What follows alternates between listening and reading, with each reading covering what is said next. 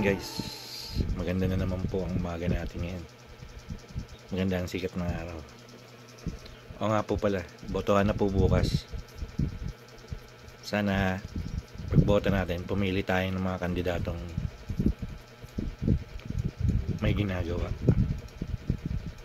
Hindi magbubutas ng upuan. Hindi yung puro pangako lang po sila. Yung mga may gagawin na mabuti para sa taong bayan. Marami dyan puro salita lang pero kulang sa gawa. Kaya maging mapag-isip po tayo ng tama sa susulat natin sa balota. Mahirap po yung pagdating ng araw sasabihin natin sana hindi ko na binoto to, wala naman palang gagawin. Kaya bukas po pagboto po natin mag-isip po tayo ng mga tamang kandidatong ilalagay po natin. Yun lang po. Maraming salamat po sa inyo.